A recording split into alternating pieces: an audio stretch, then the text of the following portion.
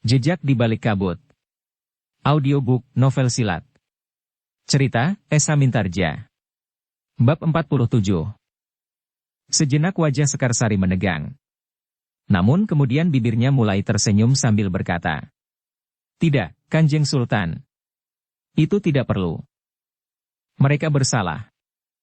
Bukankah seorang raja itu juga seorang yang bijaksana, pengampun dan berbudi? Kanjeng Sultan, jika saja Kanjeng Sultan mau mendengar pendapat hamba, para prajurit itu tidak usah dihukum. Apalagi hamba pun sudah lupa, prajurit yang manakah yang telah berani mengganggu hamba.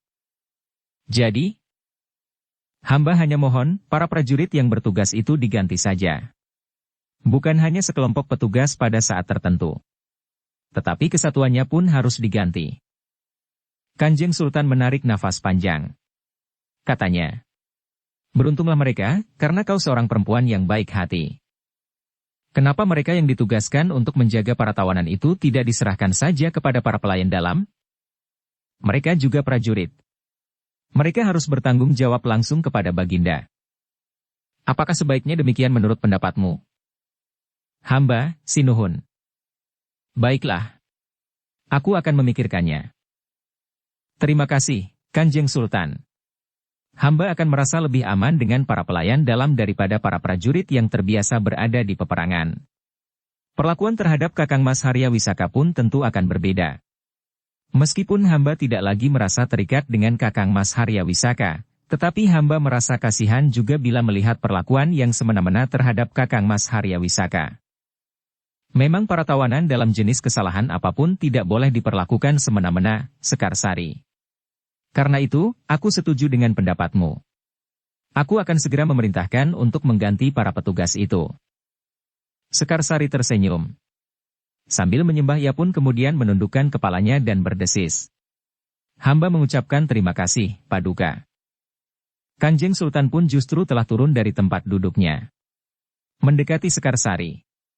Sambil menengadahkan wajah perempuan cantik itu, Kanjeng Sultan pun berkata, "Sekarsari, kau tidak pantas menjadi istri Harya Wisaka."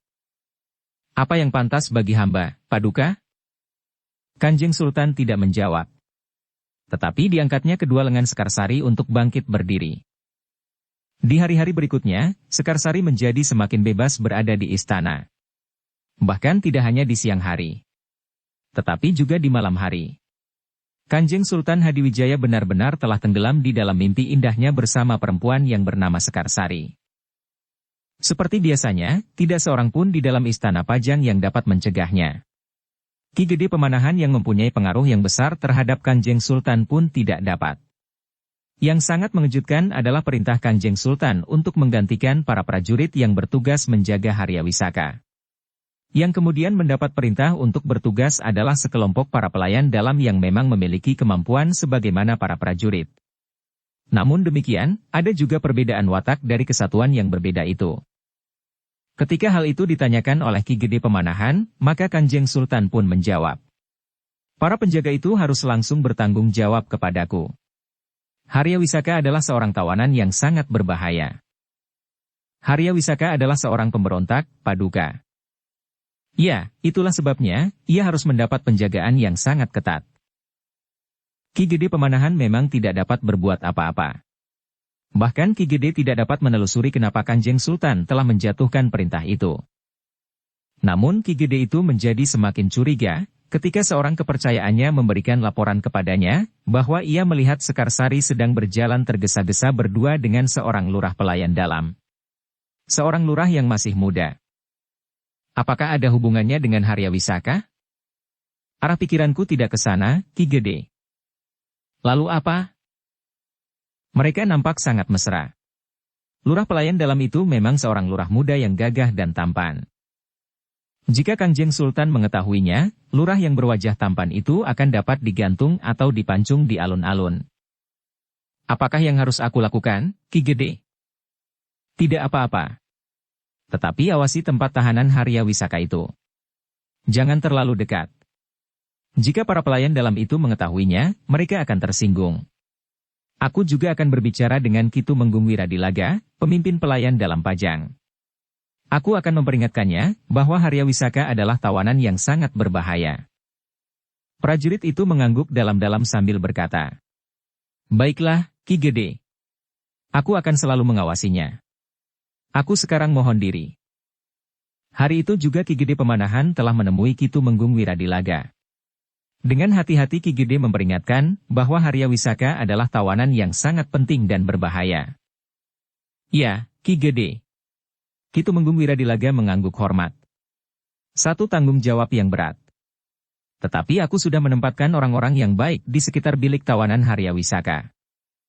"Syukurlah," sahut Ki Gede. "Jika orang-orangmu gagal dalam tugas itu, maka kau akan mendapat hukuman yang sangat berat." "Aku akan berhati-hati, Ki Gede. Setiap kali kau sendiri harus melihat keadaan medan. Jangan terlalu percaya kepada orang-orangmu saja." "Ya, Ki Gede. Aku akan melakukannya." Ki Gede mengangguk-angguk. Ia tahu bahwa Ki Tumenggung Wiradilaga adalah seorang prajurit yang baik, yang bertugas sebagai pemimpin pelayan dalam. Karena itu, maka Ki Gede pun dapat sedikit mengurangi ketegangan jantungnya. Meskipun Ki Gede merasa sedikit terganggu ketenangannya karena beberapa peristiwa yang terjadi di istana, namun ia menaruh perhatian pula ketika dua orang datang dari hutan Jabung untuk menemuinya. "Ada apa?" bertanya Ki Gede kepada kedua orang prajurit itu.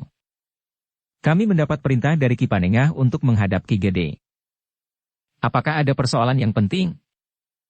"Ki Gede, besok Ki Ajar Wisesa Tunggal akan datang bersama beberapa orang pengikutnya." Ki Gede Pemanahan termangu-mangu sejenak. Namun kemudian ia pun mengangguk-angguk sambil berdesis. "Baiklah. Besok aku akan datang ke hutan Jabung. Aku ingin menjadi saksi dari permainan yang diusulkan oleh utusan Ki Ajar Wisesa Tunggal itu."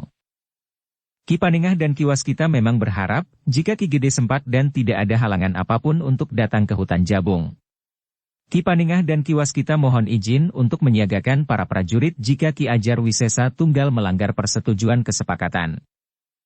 "Aku tidak berkeberatan," jawab Ki Gede. "Besok pagi-pagi sekali aku akan berangkat ke hutan Jabung."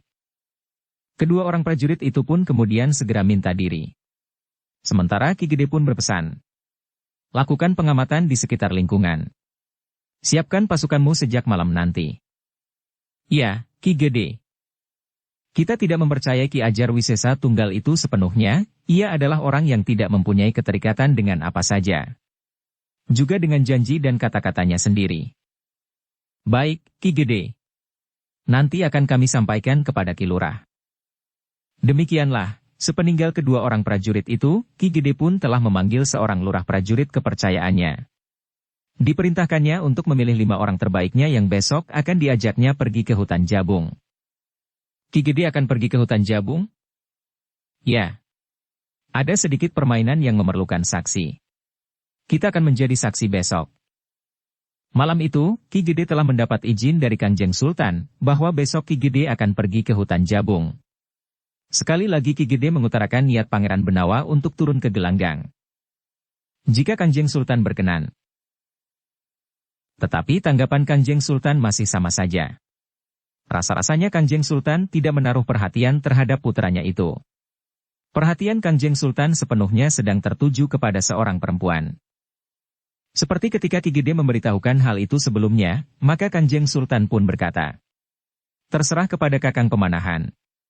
Kakang tentu mempunyai pertimbangan-pertimbangan yang matang bagi Benawa. Hamba ingin mendengar titah paduka." "Terserah sajalah, Kakang." Ki Gede Pemanahan hanya dapat menarik nafas dalam-dalam. Kanjeng Sultan nampaknya enggan berpikir.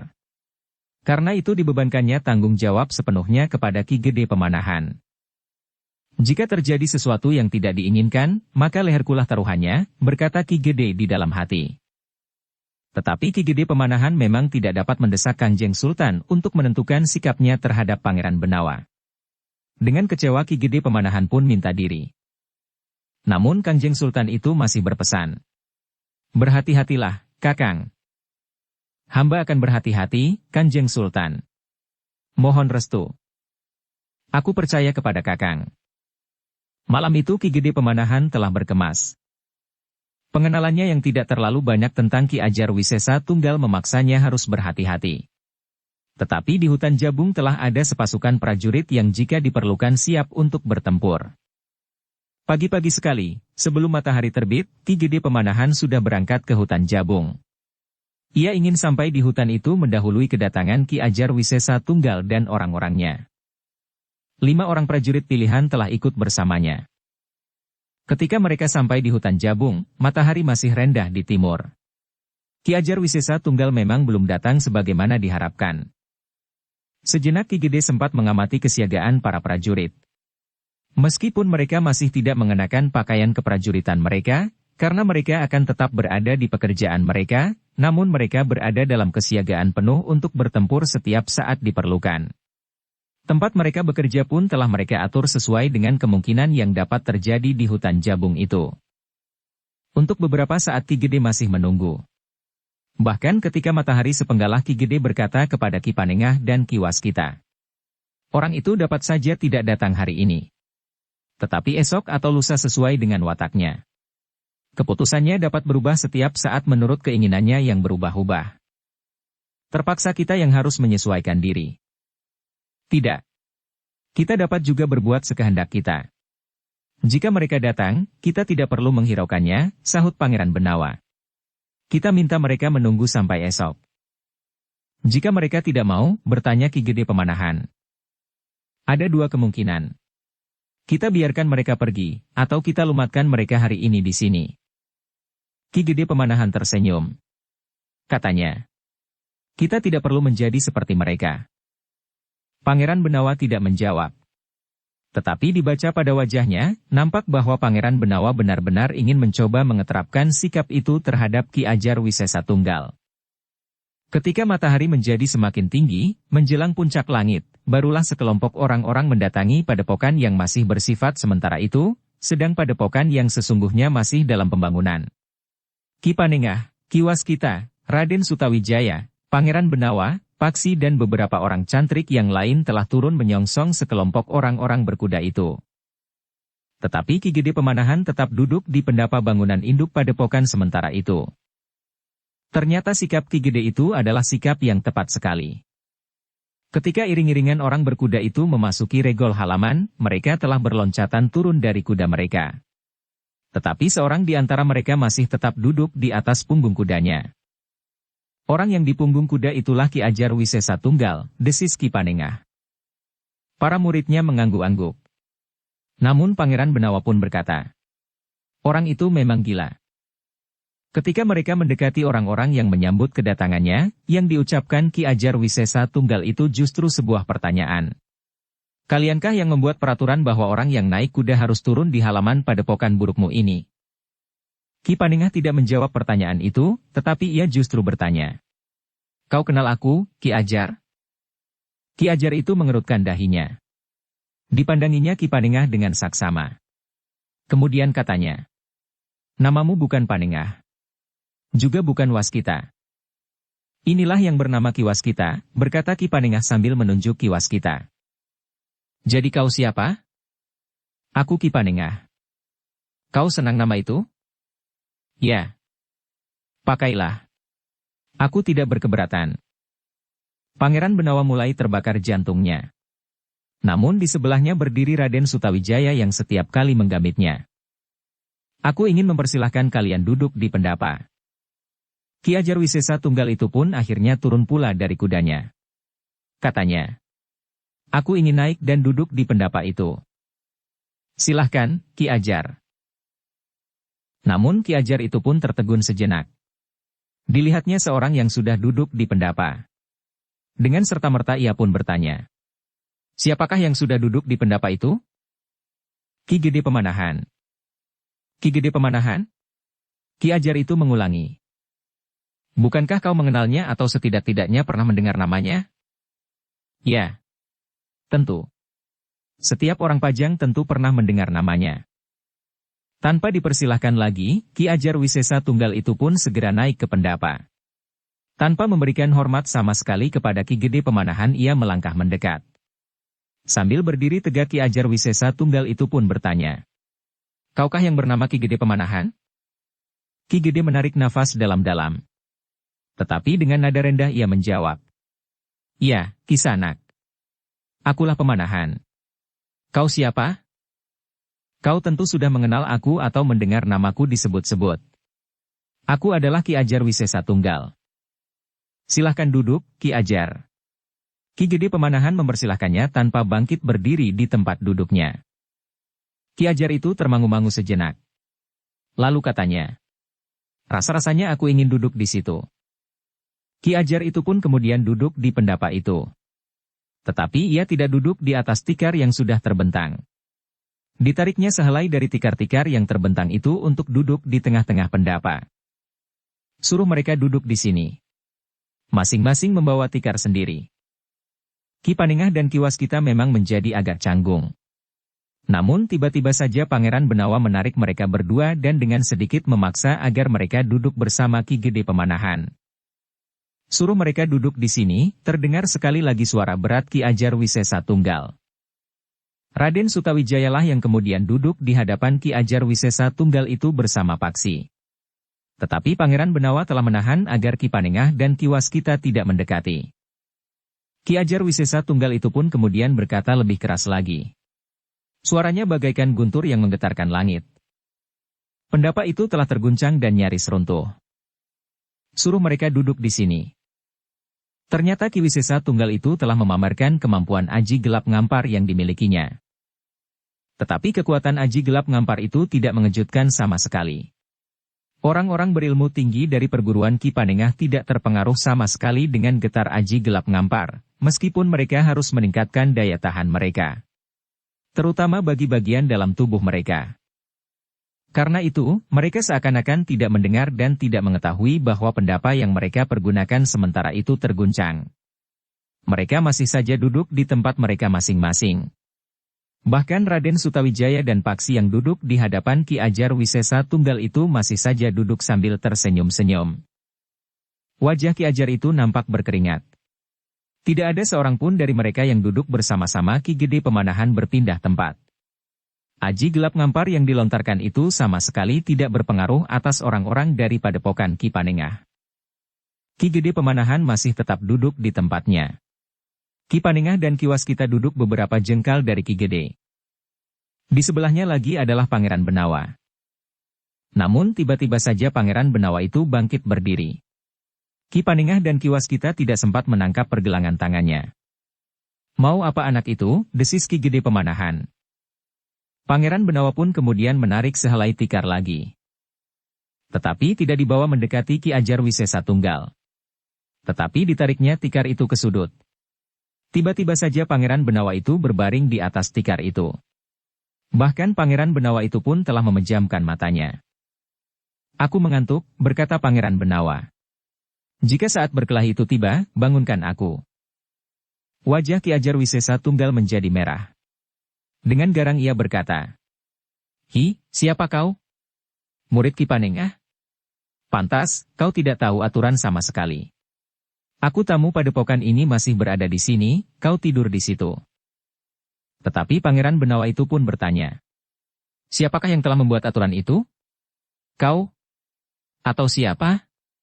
"Aku tidak terikat pada peraturan apapun juga, kecuali peraturan dan paugeran yang ditetapkan oleh Kanjeng Sultan." "Persetan dengan Kanjeng Sultan. Persetan dengan peraturanmu. Aku mau tidur." "Peliharalah mulutmu baik-baik, Ki Ajar Wisesa Tunggal." Kemarahan Ki Ajar sampai ke ubun-ubun.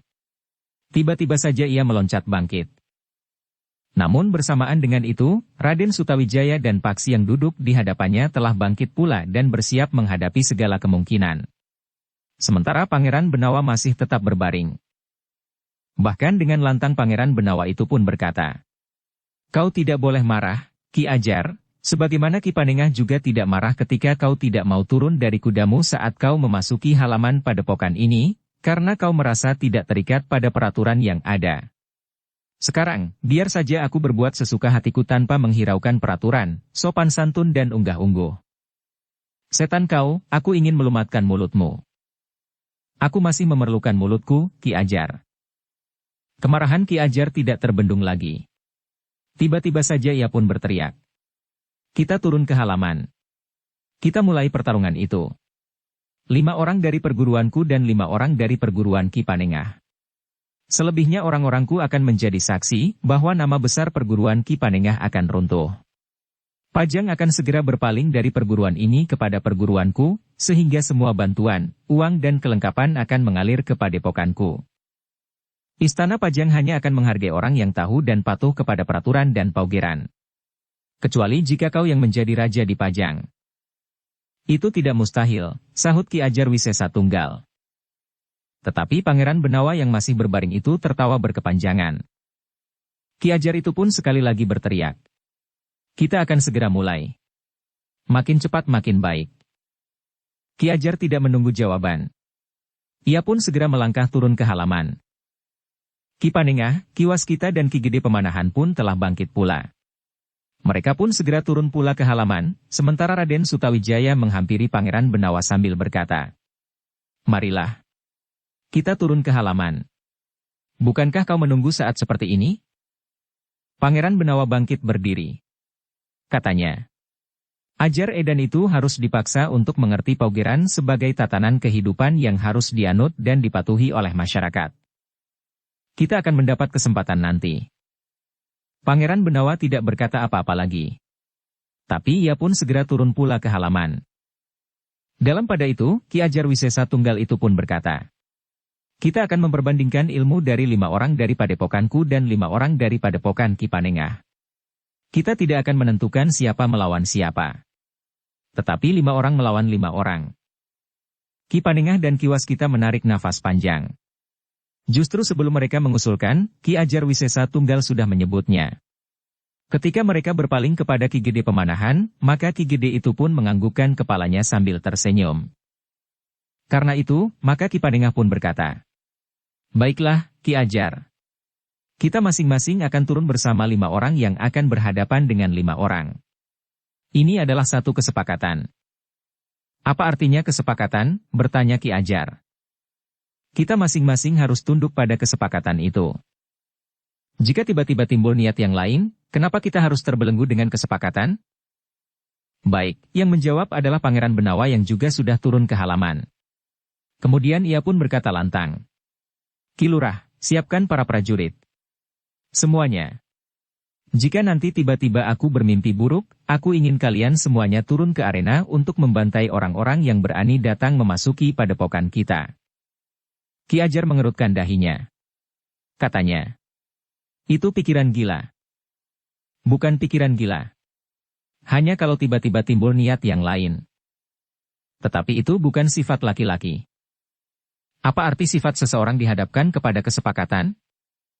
Sifat laki-laki adalah berpegang pada kesepakatan, tanpa tiba-tiba timbul niat yang lain, jawab Pangeran Benawa. Ki Ajar Wisesa Tunggal menggeram. Ia belum pernah berhadapan dengan orang yang bersikap demikian keras terhadapnya. Namun tiba-tiba saja Ki Ajar itu membentak. Hi, siapa namamu? Itu tidak penting. Kenapa kita harus terikat pada sebuah nama? Gila. Anak iblis, teriak Ki Ajar Wisesa Tunggal. Bersiaplah. Kita akan membuat arena. Para cantrik dari padepokan Ki Panengah dan para pengiringnya telah membentuk satu lingkaran bersama para prajurit yang bekerja di padepokan itu. Mereka telah menghentikan kerja mereka dan ikut menyaksikan perbandingan ilmu yang diinginkan oleh Ki Ajar Wisesa Tunggal yang ingin merebut kepercayaan Istana Pajang dari padepokan yang dipimpin oleh Ki Panengah itu. Dalam pada itu, 5 orang dari padepokan Ki Panengah telah berada di lingkaran arena. Ki Panengah dan Ki Waskita sendiri, Raden Sutawijaya, Pangeran Benawa dan Paksi. Sementara itu, dari kubu Ki Ajar Wisesa Tunggal telah turun 5 orang pula. Tidak termasuk Ki Ajar Wisesa Tunggal. Setan tua itu tidak turun ke arena, desis Pangeran Benawa.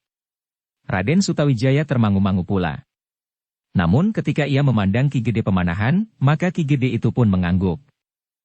Ayah akan mengawasinya, desis Raden Sutawijaya kemudian. Pangeran Benawa mengangguk-angguk. Sementara itu, Ki Kriyadama justru berdiri hanya beberapa langkah saja dari Ki Ajar Wisesa Tunggal. Mereka tidak akan berani berbuat gila di sini, desis Raden Sutawijaya. Mereka dikelilingi oleh prajurit Pajang. Ki Ajar Wisesa Tunggal pun tahu bahwa Ki Gede Pemanahan ada di sini pula.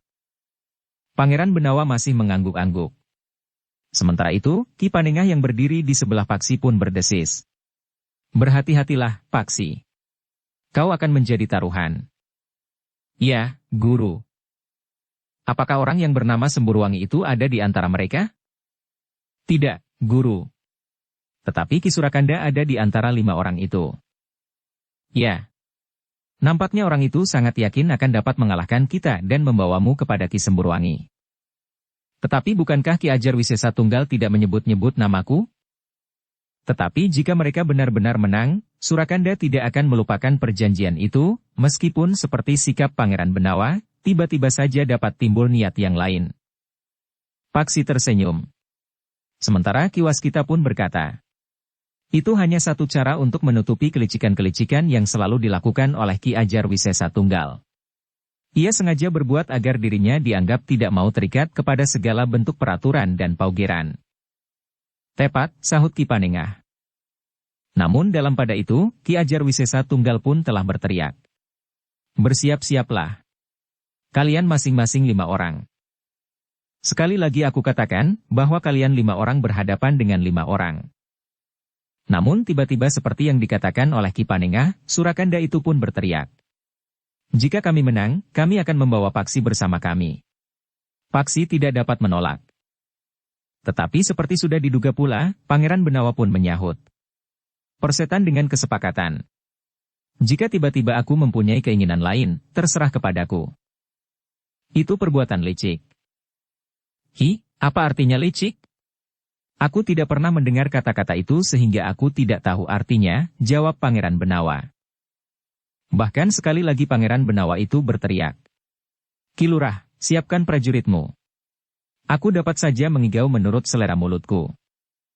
Betapapun ketegangan mencengkam arena itu, tetapi beberapa orang sempat tersenyum melihat sikap Pangeran Benawa. Ki Gede Pemanahan pun tersenyum pula. Sementara wajah Ki Ajar Wisesa Tunggal justru menjadi kemerah-merahan. Ia tidak mengira bahwa pada suatu saat ia akan bertemu dengan seseorang yang telah membenturkan kebiasaannya itu dengan tingkah laku yang sangat menjengkelkan, sehingga Ki Ajar Wisesa Tunggal itu telah termakan oleh kebiasaannya sendiri. Dengan suara yang menggelegar Ki Ajar Wisesa Tunggal itu pun berteriak. Kita akan segera mulai. Beberapa orang prajurit yang berdiri di sekitar arena merasakan getar suara itu seakan-akan menghentak di dada mereka. Tetapi suara yang dilontarkan dengan kekuatan aji gelap ngampar itu sama sekali tidak mempengaruhi kelima orang yang telah berdiri di arena. Kelima orang yang sudah berada di dalam lingkaran itu pun segera mempersiapkan diri. Agaknya orang-orang Ki Ajar Wisesa Tunggal yang berada di dalam lingkaran itu dipimpin oleh Ki Surakanda. Beberapa kali ia melambaikan tangannya untuk memberikan isyarat kepada keempat orang kawannya. Seorang di antara kelima orang pengikut Ki Ajar Wisesa Tunggal itu adalah seorang yang bertubuh tinggi dan besar. Kepalanya botak dan sengaja tidak memakai ikat kepala. Tetapi kumisnya tumbuh lebat di bawah hidungnya, terpelihara rapi menyilang hampir sampai ke telinga meskipun sudah bercampur putih. Seorang lagi tubuhnya terhitung kecil. Tetapi sejak memasuki arena, tubuhnya selalu bergerak dengan lincahnya. Tubuhnya yang kecil itu agaknya memang terlalu sulit untuk disentuh. Rambutnya yang sudah putih, terjurai di bawah ikat kepalanya yang dipakainya sekenanya saja. Yang lain adalah seorang yang umurnya separuh baya. Seorang yang berwajah tampan. Kumisnya yang tipis terpelihara rapi. Pakaiannya nampak tertata dengan tertib dan berwarna cerah.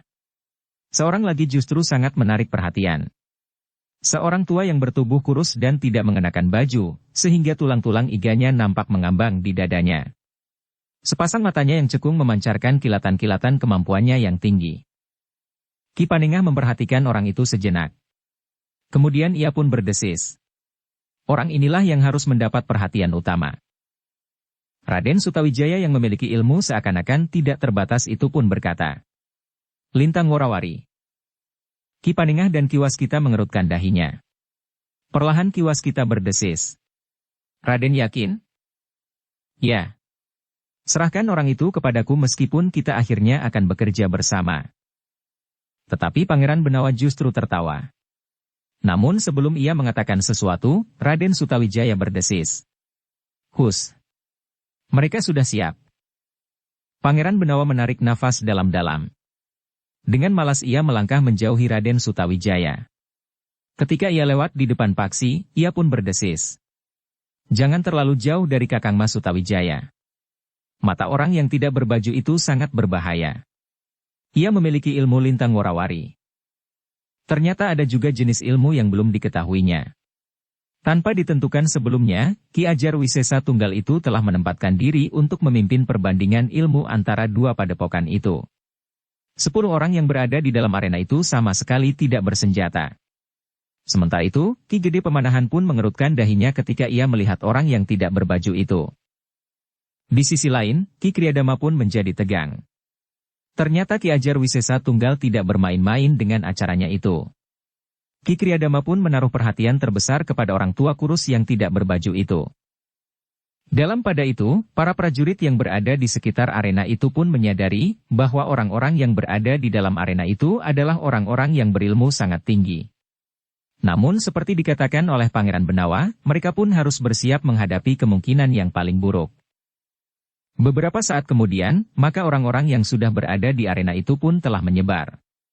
Kedua belah pihak tidak ingin bertempur dalam kelompok yang menyatu, meskipun mereka akan berhadapan dalam keutuhan.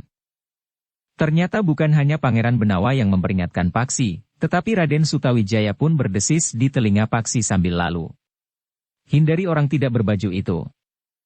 Jangan terlalu jauh dari aku. Paksi mengangguk kecil.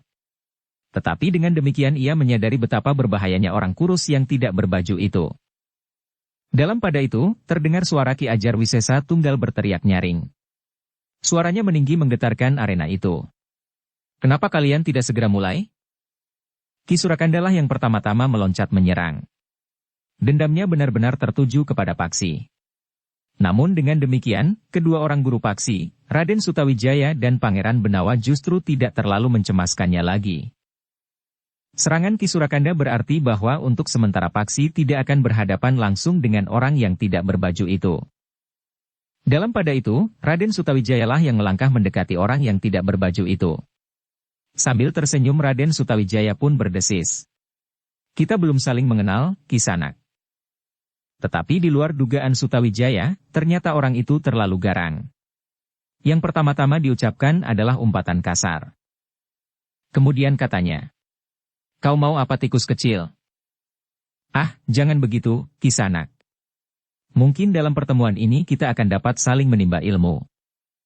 Aku cekik kau sampai mati. Dan itu bukan salahku. Kenapa kau menjadi begitu garang?" Orang itu tidak menjawab. Namun Sutawijaya benar-benar harus berhati-hati. Ia melihat pada matanya yang cekung itu bayangan yang kelam, sehingga kedua mata orang itu seakan-akan membenam. Namun justru matanya itulah yang harus mendapat perhatian, meskipun tidak harus ditatap. Sejenak kemudian orang bertubuh kurus itu melangkah maju sambil berdesis.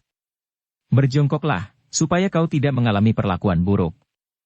Biarlah 4 orang kawanmu saja yang ikut bermain." "Apakah kita akan berjongkok bersama-sama?" bertanya Raden Sutawijaya. "Persetan dengan kau." Tiba-tiba tangan orang itu terayun mendatar menyambar ke arah wajah Raden Sutawijaya. Tetapi Raden Sutawijaya yang sudah siap telah memiringkan wajahnya, sehingga tangan orang kurus itu tidak menyentuhnya. Namun serangannya tidak terhenti. Ia pun segera mengayunkan tangannya yang lain menyambar ke arah kening. Namun sekali lagi Raden Sutawijaya sempat menghindar. "Tikus kecil. Ternyata kau tangkas juga." Raden Sutawijaya tidak menjawab.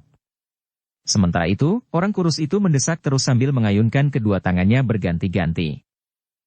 Tetapi Raden Sutawijaya tidak membiarkan orang itu terus-menerus menyerangnya dengan tangannya sambil melangkah maju, seakan-akan tidak akan pernah terjadi perlawanan sama sekali. Karena itu, maka tiba-tiba saja Raden Sutawijaya telah menyerang orang itu dengan kakinya. Dengan mudah serangan itu dilakukan. Orang itu sama sekali tidak melindungi dirinya. Tidak berusaha menghindar dan membiarkan kaki Raden Sutawijaya mengenai perutnya. Raden Sutawijaya yang menyadari bahwa orang itu berilmu sangat tinggi, telah mengerahkan sebagian besar dari kekuatan tenaga dalamnya. Raden Sutawijaya tidak ingin bahwa serangan kakinya itu justru akan menyakiti dirinya sendiri. Jika saja kekuatannya memantul oleh daya tahan tubuh lawannya, maka serangan kakinya itu akan dapat menyakiti diri sendiri. Yang menjadi sangat terkejut adalah orang yang kurus itu. Ia tidak mengira bahwa lawannya yang masih terhitung muda itu memiliki kekuatan yang sangat besar. Lawannya yang menyerang tubuhnya dengan kakinya itu tidak terpental dan jatuh berguling serta menyeringai menahan sakit. Tetapi serangan kakinya itu mampu menggoyahkan keseimbangannya. Bahkan orang tua yang tidak berbaju itu terdorong 2 langkah surut. Gila, geram orang itu. Ini adalah satu kegilaan.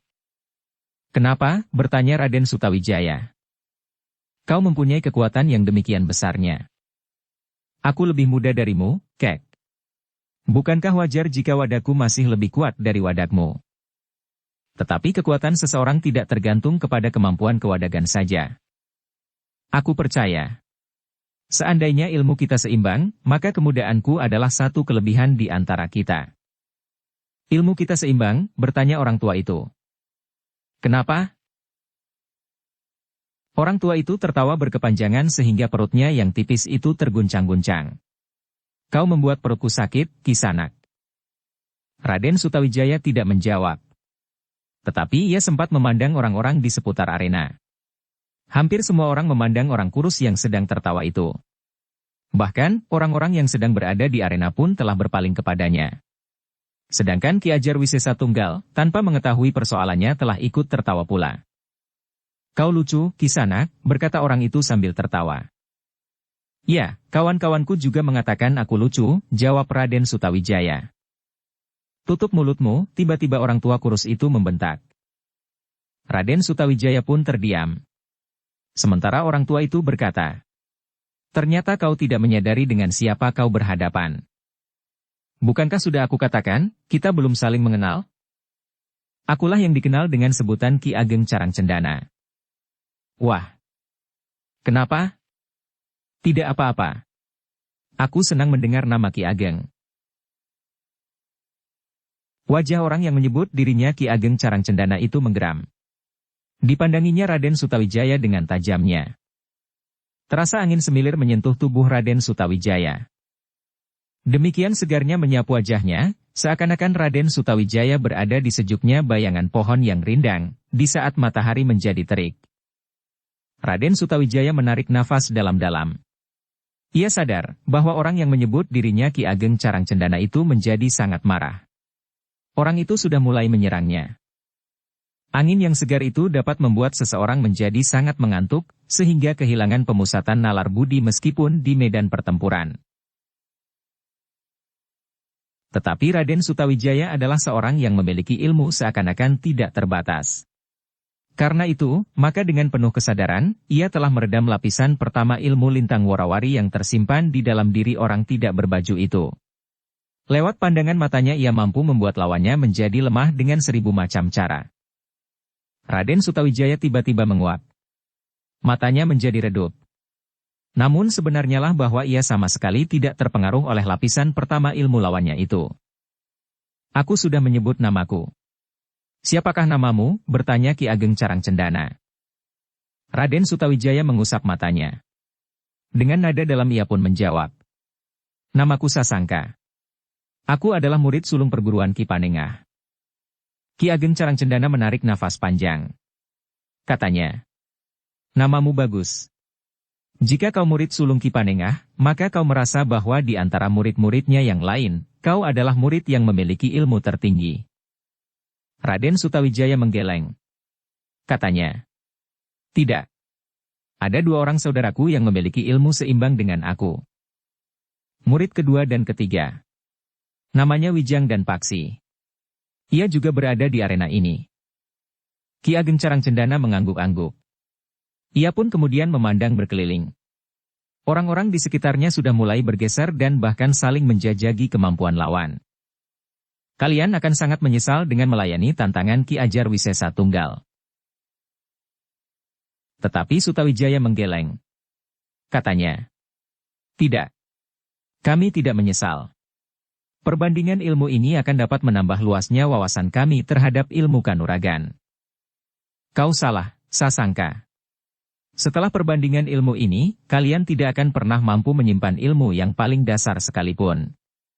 Meskipun tubuh kalian tidak cacat, Tetapi urat nadi dan simpul-simpul syaraf kalian akan rusak, sehingga kalian akan menjadi orang-orang yang dungu. Lemah ingatan dan kehilangan pribadi. Bukankah tujuan perbandingan ilmu itu bukan begitu? Kita hanya akan melihat siapakah yang lebih unggul di antara kita. Itu saja. Orang yang mengaku bernama Carang Cendana itu tertawa. Katanya, "Kau mulai menyesal? Tidak ada gunanya sekarang. Semuanya harus berjalan menurut rencana. Kalian semuanya akan mengalami nasib yang sama, kecuali anak yang bernama Paksi itu. Ia akan kami bawa ke padepokan kami. Ia akan menyesali nasibnya untuk waktu yang sangat panjang. Bahkan sepanjang hidupnya. Ia akan merintih setiap hari, tetapi ia tidak akan cepat mati meskipun ia menghendaki." Paksi telah mempermalukan salah seorang kepercayaan Ki Ajar Wisesa Tunggal yang justru bermaksud baik untuk menjemputnya atas permintaan ayahnya. "Ternyata kalian tidak jujur," desis Raden Sutawijaya. "Sebagaimana kau lihat, di sini sepasukan prajurit siap untuk bertempur. Satu kata saja meluncur dari mulut Ki Gede Pemanahan, maka kalian akan menjadi debu. Apalagi jika Ki Gede Pemanahan dan Ki Kriyadama turun ke arena setelah mereka mengetahui kecurangan kalian. Niat kalian yang curang.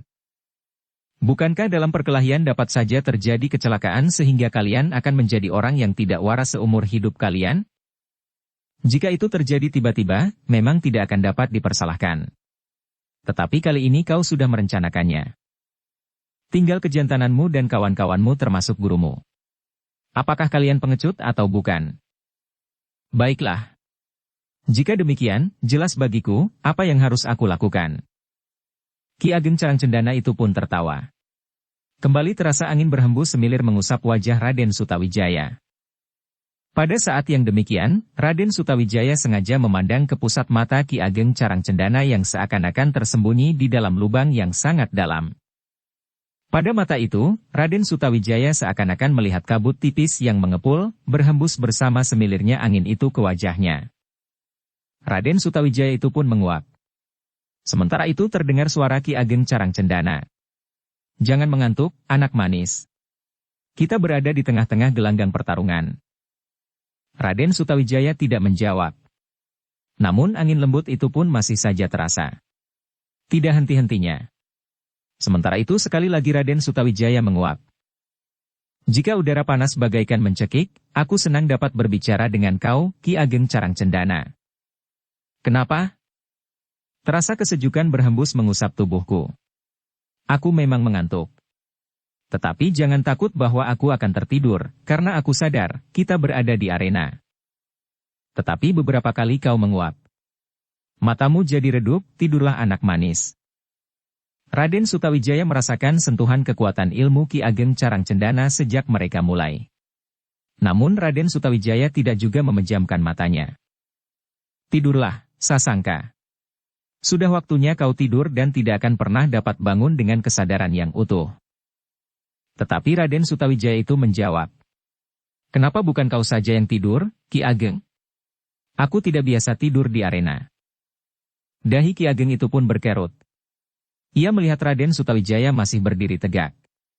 Matanya masih tetap memandangnya dengan tajamnya. "Apakah ilmuku tidak mempengaruhinya?" bertanya Ki Ageng itu di dalam hatinya.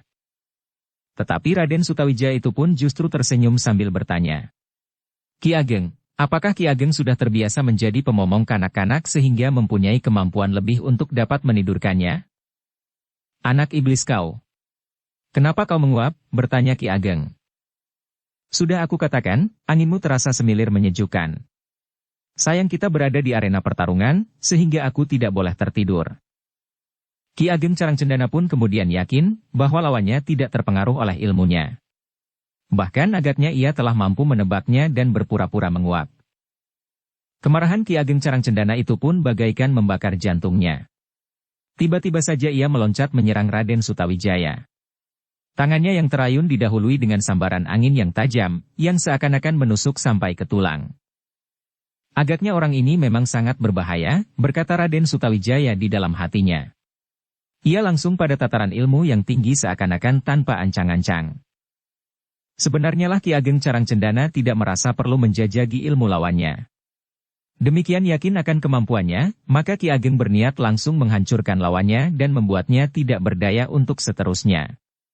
Kemudian Ki Ageng akan segera dapat membantu kawan-kawannya yang lain, karena pertarungan itu ditentukan bukan berdasarkan atas siapa melawan siapa, tetapi berlima melawan berlima pula. Tetapi ternyata Ki Ageng telah membentur kemampuan yang tidak diduganya sebelumnya. Ternyata lawannya yang masih terhitung muda itu tidak dapat segera dikuasainya.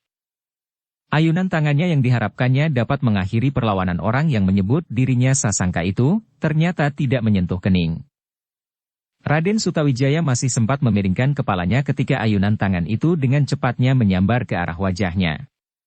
Yang terasa adalah desis angin yang membuat kulit wajah Raden Sutawijaya terasa pedih. Namun dengan demikian Raden Sutawijaya pun segera meningkatkan ilmunya pula.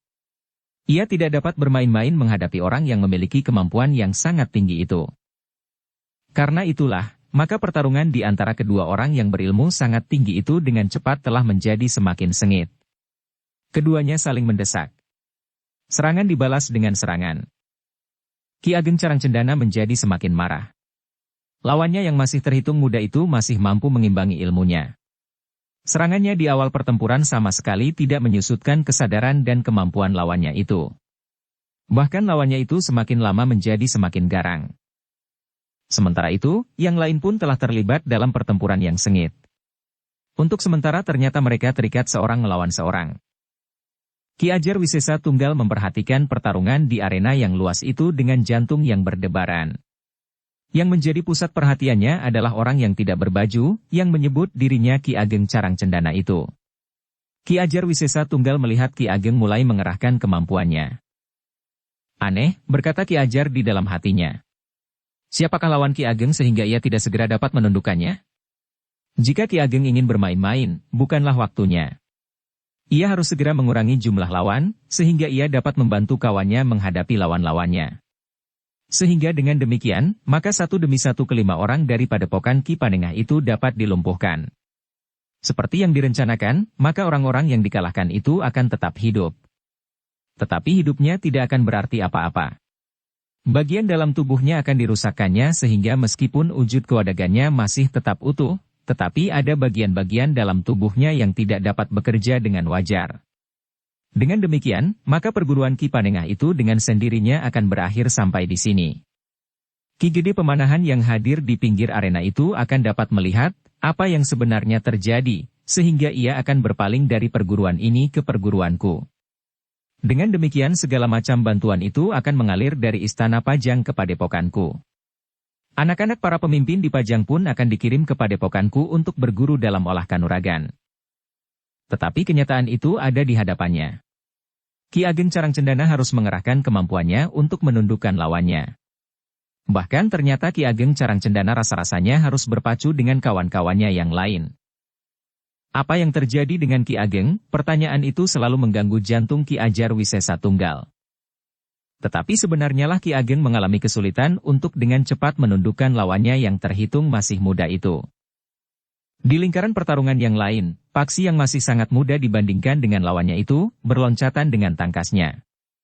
Dengan kecepatan yang tinggi Paksi menghindari setiap serangan Ki Surakanda.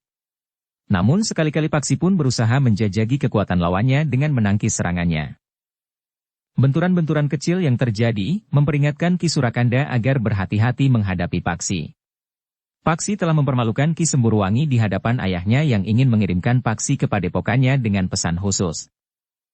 Ternyata Ki Surakanda harus mengakui tingkat kemampuan ilmu Paksi. Anak muda itu bukan saja sekedar menghindari serangan-serangannya. Tetapi kemudian anak muda itu pun mampu menyerang kembali. Bahkan semakin lama tidak menjadi semakin mengendor, tetapi ketika kulitnya sudah basah oleh keringat, anak muda itu menjadi semakin garang. Kau harus menerima hukumanmu, geram Ki Surakanda.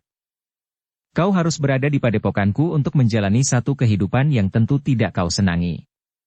Jika semula ayahmu ingin membuatmu menjadi seorang laki-laki yang tidak ada duanya di Pajang, maka yang akan terjadi adalah sebaliknya. Paksi tidak menjawab. Tetapi yang sangat mengejutkan itu terjadi. Kaki Paksi ternyata berhasil menembus pertahanan Ki Surakanda mengatupkan mulutnya. Ternyata Paksi mampu menggoyahkan tubuh Ki Surakanda ketika kakinya menyentuh lambungnya. Ki Surakanda itu harus meloncat mengambil jarak dan memperbaiki kedudukannya sambil mengumpat. Paksi sengaja tidak memburunya. Dibiarkannya Ki Surakanda menilai apa yang baru saja terjadi. Kau dapat berbangga untuk sementara, Paksi. Tetapi jangan samakan aku dengan Ki Semburwangi. Kau memang tidak sama dengan Ki Semburwangi. Kemampuanmu memang lebih tinggi. Agaknya kekuasaanmu pun lebih besar pula di padepokan Ki Ajar Wisesa Tunggal, sahut Paksi. Tetapi tidak ada gunanya kau melawanku. Akhirnya kau harus tunduk kepada kehendakku. Kepada keinginanku. Kau harus ikut aku ke padepokan dan menjalani satu kehidupan yang sudah kami persiapkan bagimu. Kenapa bukan kau saja yang ikut aku dan hidup di padepokan ini? Mungkin kau akan menjalani satu kehidupan yang lebih menyenangkan dari kehidupanmu di padepokanmu itu.